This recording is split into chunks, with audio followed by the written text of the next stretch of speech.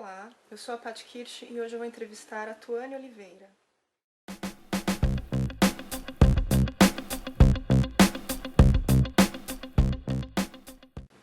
A Tuane faz mestrado em estudos culturais aqui na IACH e a pesquisa dela é sobre gênero em filmes e seriados. Hoje a gente vai conversar aqui um pouco sobre a representação da mulher em filmes e seriados sobre princesas. Então, Tuane, quais foram os seus primeiros contatos com princesas? Bom, meu primeiro contato com os contos de fada foi quando eu ainda era criança. Eu lembro que um dos contos de fada que me marcou bastante foi o Cinderela, na versão da Disney.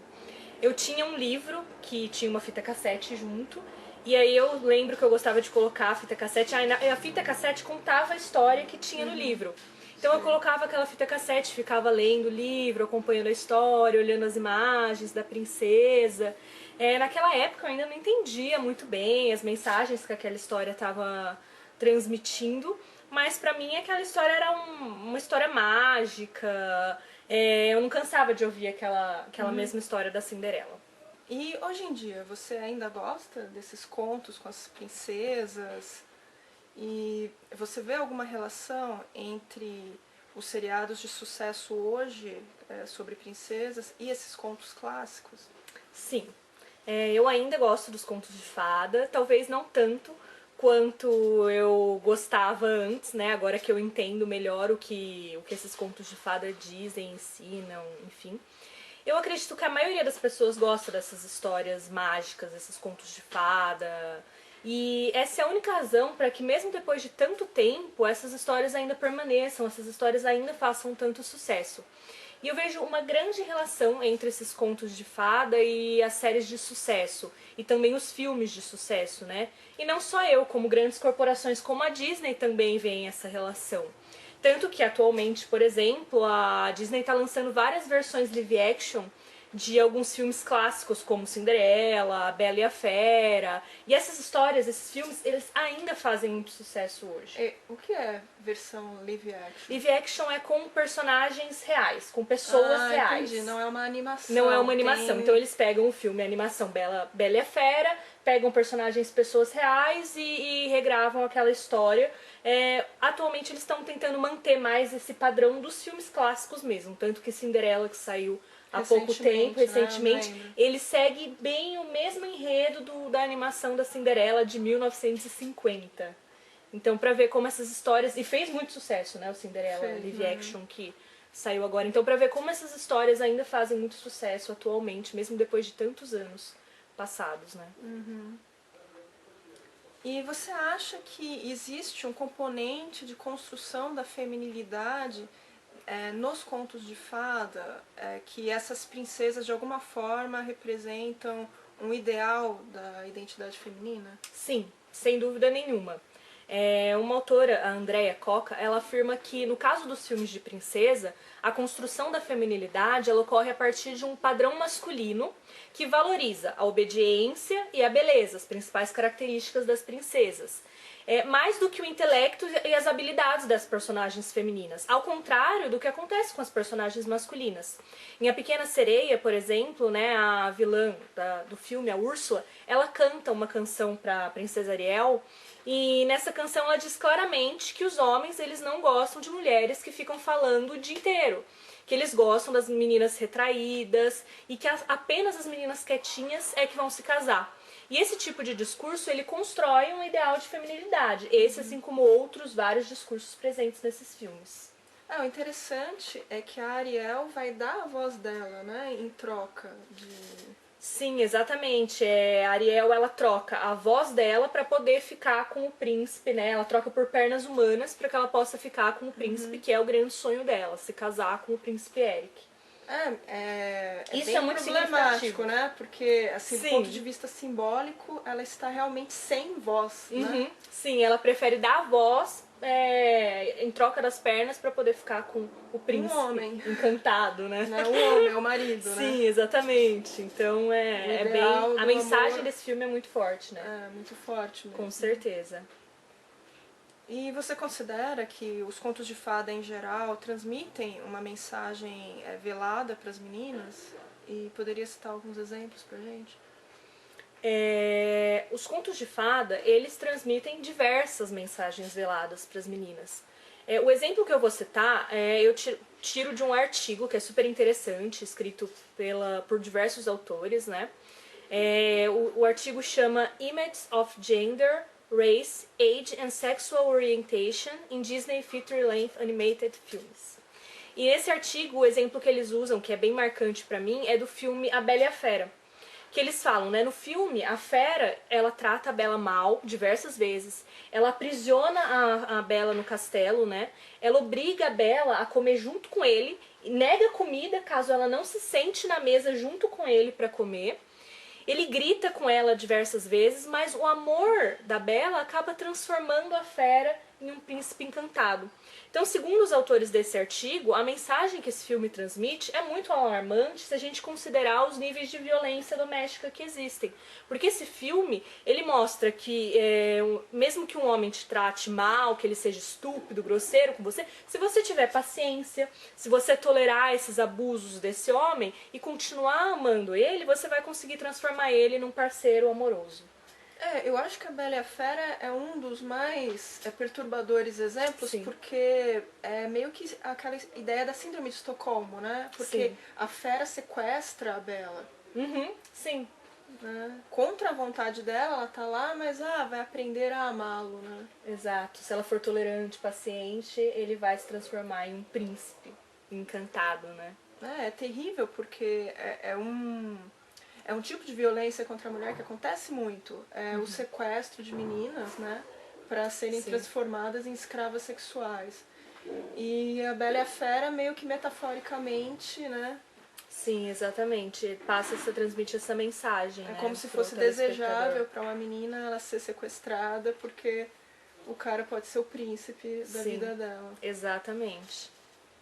E como você analisa o papel das mulheres nas releituras modernas dos contos de fadas? Você acha que teve uma mudança no papel da mulher, na representação? Bom, se a gente considerar só as releituras nas séries de TV, eu acredito que um ponto positivo tenha sido o aumento na quantidade de personagens femininas. O que não vale para os filmes atuais, né, das princesas. Onde as mulheres vivem em mundos masculinos. Então, mesmo que você pense em uma personagem, por exemplo, que representa a mulher de uma forma um pouco mais satisfatória, por exemplo, a Mulan ou a Pocahontas, ainda assim elas vivem em mundos masculinos. É uma personagem feminina para um exército de homens em Mulan, ou um exército dos índios em Pocahontas, então, na verdade, é uma mulher que age como homem aí, sim, né? Sim. Exatamente, então vivem em mundos masculinos. Então isso é um ponto positivo das séries, porque há muito mais personagens femininas nessas séries de TV, e às vezes até de forma um pouco equilibrada na quantidade, né? Outra mudança positiva, na minha opinião, é que a obediência, a ingenuidade, que é muito presente nessas princesas Disney, elas não são mais tão valorizadas nessas releituras contemporâneas. Como eram, se você for pensar na Branca de Neve ou na Cinderela, nas primeiras versões da Disney, né? Nós encontramos personagens mais espertas, mais independentes, que elas não aceitam tudo de forma tão pacífica assim. E além disso, salvo algumas exceções, né, as princesas das séries elas não são caracterizadas como trabalhadoras do lar e subalternas. Que algumas características das primeiras princesas também. Se você pegar a Branca de Neve, Cinderela, a Bela Adormecida, elas estão sempre limpando, lavando, passando. E felizes, né? Felizes fazendo isso, exatamente. E nas séries isso não é tão marcante. Assim, você não vê as princesas na Once Upon a Time, por exemplo, a Branca de Neve varrendo ou limpando, contente, né? Fazendo esse serviço doméstico. Mas por outro lado, tanto nos seriados como nos filmes que fazem as releituras modernas dessas histórias, as personagens femininas elas ainda ditam um padrão de beleza que é inalcançável para a maioria das mulheres. Eu acho que esse é o grande ponto-chave ainda mesmo das releituras. A cintura muito fina. Muito fina.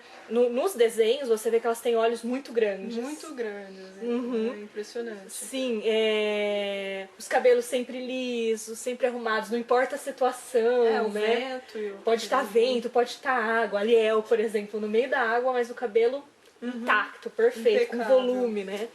E as princesas nas séries de TV, elas ainda mantêm esse padrão, né? Ainda são mulheres brancas, magras, bonitas. Teve uma princesa da Disney que foi negra, não era? A Diana, eu acho. Ah, sim, a Tiana. Tiana, né? Sim, é a única princesa Mas ela é Disney animal que é. durante um pedaço. Sim, ela se transforma em sapo e durante uma parte do filme ela fica. Grande parte do filme ela fica transformada em sapo. E depois dela também não teve outros negra, casos de né? princesas negras nos filmes Disney. Nas séries é bem raro também. No Once Upon a Time, a Rapunzel é negra. Apenas. Apenas uma. Apenas a Rapunzel, Interessante sim. a Rapunzel, porque justamente a Rapunzel ela tem um cabelo muito simbólico, né? Aquele cabelo longo que vira trança. Sim.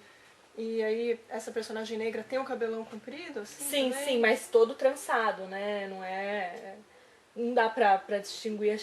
Eu não me lembro agora se o cabelo É crespo. é crespo. Eu não consigo me lembrar, viu, Paty? Mas não é um cabelo tão característico da mulher negra, não é. Com certeza, isso não. E então acho que isso é algo que se mantém, mesmo durante todo esse tempo, né? Então a gente pode dizer que assim, em relação à representação feminina, essas releituras modernas dos contos de fada, nessas séries, nesses filmes, elas são uma mistura de transformação e continuidade ao mesmo tempo. Você consegue ver tudo isso. E se você for pensar também nos filmes mais antigos, você consegue também ver essa mistura. Mas eu acho que nos filmes de princesas mais antigos é mais continuidade do que transformação. E hoje é mais transformação. Ainda assim, tem coisas que se mantêm, principalmente nessa questão dos padrões de beleza que são inalcançáveis, sem dúvida, para as mulheres, né? Para a maioria das mulheres. E a questão de sempre ter um parceiro amoroso, romântico, Sim. e sempre heterossexual. Sim, Né? o amor Isso, à primeira vista, né? O amor à O primeira que é muito vista. forte, o que tem a ver também com a questão da beleza, né? Sim. A princesa é tão bela que em um olhar, em um minuto, os dois já estão completamente apaixonados. E muito essa ideia de competitividade entre as mulheres, porque é a mulher mais bonita, né? Sim, é a mais bela, né? Branca de Neve é isso. Ela é a madrasta quer matá-la porque ela é mais bela do que ela.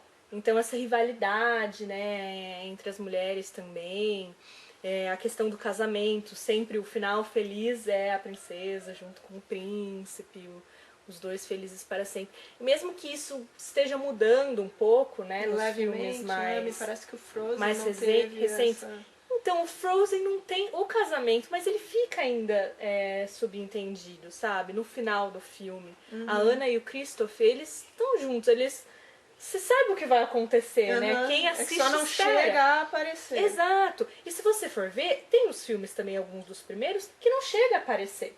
Por exemplo, Branca de Neve não aparece o casamento. Não aparece o casamento, né? Ela simplesmente sobe no cavalo e vai embora com o príncipe. Cinderela já é o primeiro que aparece o casamento de fato mesmo, a cerimônia. Então tem vários que não aparecem. O Mulan também não aparece o casamento. Ainda assim, sempre fica um pouco implícito que vai acontecer o casamento, entendeu? Acho que isso também é bem marcante nesses filmes das princesas, né? Esse amor...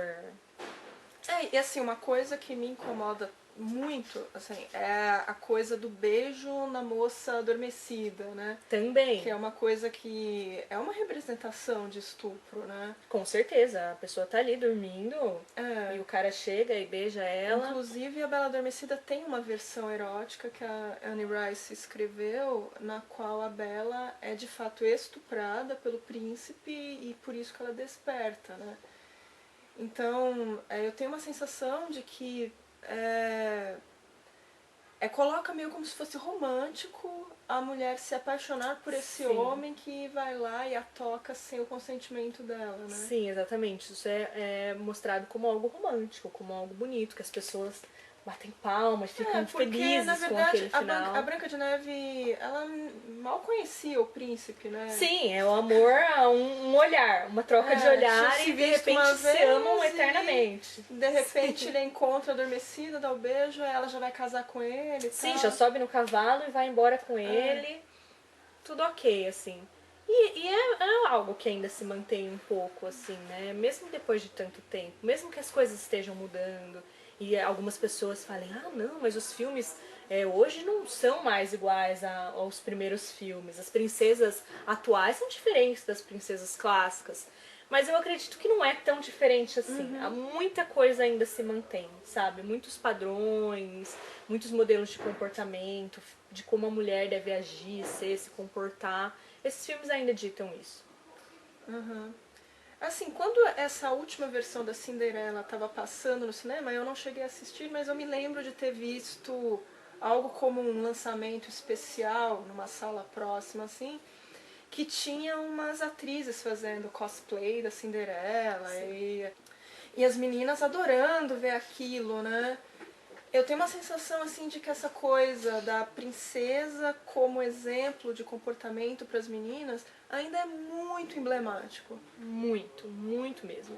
E assim, o que é mais engraçado não, né? Mas assim, que a gente pensa, muitas das crianças hoje, elas não conhecem esses filmes, elas não assistiram o Branca de Neve de 1900 E 50, né? a Cinderela é 1950, a Branca de Neve acho que é 30, 1937. né? É verdade. É. 1937. Então você acha, essas crianças elas não assistiram esses filmes. Mas são tantos produtos licenciados, a própria marca, Princesas, né? Princesas Disney, que licenciou todos. Então é lancheira, é copo, é a fantasia, é a boneca. São tantos produtos que as crianças acabam conhecendo essas princesas através desses produtos licenciados das princesas Disney. E também da própria Disney, que a criança sempre fica, ah, eu quero ir lá conhecer as princesas. Sim. Ainda é muito forte, assim, esses... E as próprias histórias nos livros também. Porque se você pegar a maioria dos livros que contam essas histórias, mantém exatamente a versão mesma, de né? 1937. E as crianças acabam conhecendo essa versão da história, né? Muitas vezes sem ter assistido o filme. Até porque esses filmes da Branca de Neve, por exemplo, de 37, eles não são mais do gosto das crianças de hoje. Esse tipo de filme não atrai mais as crianças de hoje. Até por isso a Disney tem mudado o estilo das princesas. Pouco, né? Mudado, que nem eu falei. Então você vê a princesa lutando, às vezes pegando na espada, elas são engraçadas, elas não aceitam tudo. Que é pra atrair a criança de hoje. Mas eu acho que não é só a questão do conflito, mas também da imagem, né? De como a imagem aparece. Sim, como é muito mais ação do que naqueles filmes. Mas, por exemplo, a questão da estética ainda se mantém. A princesa ainda é como aquela princesa de 1937, né? Então acho que isso é muito forte. Perfeito. Branca. Branca, cabelo longo, olhos grandes. Se você pegar as princesas de outras etnias, por exemplo, elas são mais sexualizadas. Sim, sim. verdade. Por exemplo, a Pocahontas usa roupa mais... A Jasmine, que é a única que fica sempre com a barriga aparecendo, né? Qual que é a Jasmine? É a do Aladdin. Ah, sim. Que eles Sim. fazem como se ela fosse indiana, mas... Exato. Eu soube que tinha uns erros ali conceituais. Então as princesas de outras etnias são mais sexualizadas do que as princesas europeias, né? e americanas, né, assim, no caso. Então são várias coisas, né? Sim. E eu acho que é curioso que muita gente quer falar que as meninas têm uma tendência natural a gostar disso. Só que isso já vai sendo, né, introduzido Sim. pelos familiares, pela escola. Sim, por esses produtos. Então a menina mal nasceu, já compra o edredom das princesas, a caixa organizadora das princesas, a lancheira, a mochila, o estojo. São tantos produtos e aí já começam a colocar aquilo pra menina, impor. Você gosta de princesas, Não, né? você gosta, você é menina. Você gosta, você é menina. Toda menina vai gostar E das depois princesas. ela chega na escola e as amigas têm, né? Sim, então, e é tudo. É o Uno, aquele joguinho Uno, esses dias eu tava vendo, das princesas também, ou da Barbie. Então isso já é colocado pra menina como, é menina, pra gosta você, disso. né? Exatamente. Entendi. E pra concluir, você gostaria de acrescentar alguma coisa? Bom, acho que para fechar, né, a discussão, aproveitando esse gancho aí da questão das meninas, né, da própria família, incentivar e tal. Eu acho assim, não tem como você criar uma criança fora disso. As meninas nascem, os meninos nascem, eles vão conhecer as princesas, vão ver os filmes, eles vão ver os produtos. Então acho que uma questão é a gente tentar estimular as crianças, os adolescentes, enfim, quem assiste esses filmes, até adultos, a terem um pensamento um pouco mais crítico em relação a isso. Então serem um pouco mais questionadoras. Estimular a criança a pensar, por que sempre tem o casamento? Por que todas as princesas são magras e loiras? E por que só a princesa faz os serviços domésticos e o príncipe nunca trabalha? Nem trabalha, o príncipe só aparece pra salvar a princesa cavalo, né? E casar no final, né? Então, estimular as crianças a pensar, acho que esse é o papel dos pais ou da escola, é criticar realmente esses filmes, porque só dá pra surgir algo novo a partir daquilo que já existe. Então, usar isso como um ponto de partida pra gente pensar em novas possibilidades, criar novos produtos, novos filmes, enfim, que representem a mulher de uma forma um pouco mais satisfatória. Então eu gostaria aqui de agradecer a Tuane pela participação aqui no nosso canal, por ter contribuído com o conhecimento dela. Aqui gostaria de agradecer também a oportunidade que a Paty deu para poder falar um pouco das minhas pesquisas nesse espaço. Obrigada. Obrigada. Então é isso, espero que vocês tenham gostado do vídeo e até a próxima. Tchau, tchau!